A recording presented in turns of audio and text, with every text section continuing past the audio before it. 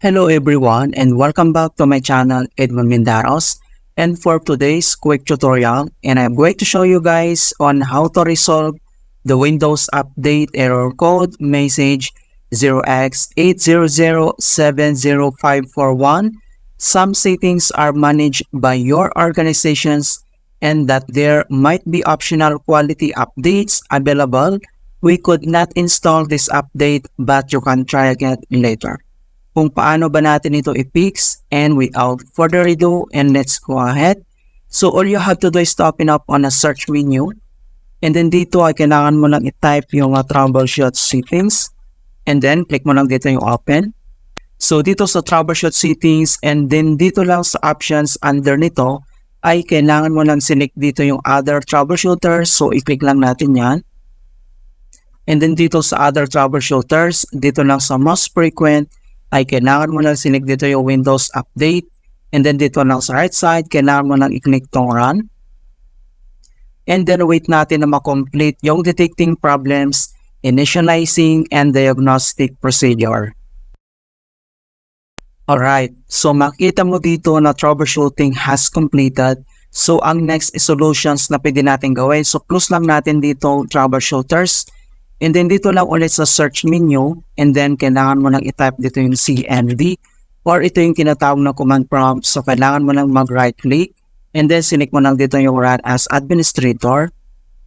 If you receive user account control, and then click mo lang to mouse. And then dito sa administrator command prompt, ay kailangan lang natin i-enter yung command keyword na dsm /online /image/restore help. So, copy lang natin yan.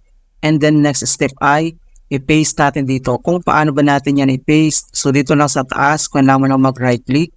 And then, select mo lang dito yung edit. And then, click mo lang itong paste. Ayan. And then, press mo lang yung enter. So, dito ay kailangan lang natin na hintayin na ma-complete yung verifications into 100%. Okay. So, makikita mo na dito na the restore operations completed successfully. So, ang next step na kailangan natin i-enter ay type mo lang yung sfc /scan now. So, in all is more later lahat. And then, one word yung /scan now, and then press mo lang yung enter. And then, makita mo na dito na beginning system scan. This process will take some time. Beginning verifications based of system scan. So, kailangan ulit natin na hintayin na ma-complete yung verifications into 100%. Okay, so makikita mo na dito na complete na yung verifications into 100%. So, ang next step na ating gagawin, so close lang natin to na CMD. And then dito lang si start menu, and then click mo lang to restore. Ayan, so ganoon lang po kasimple on how to fix Windows Update error code 0x80070541 and Windows 11 or Windows 10.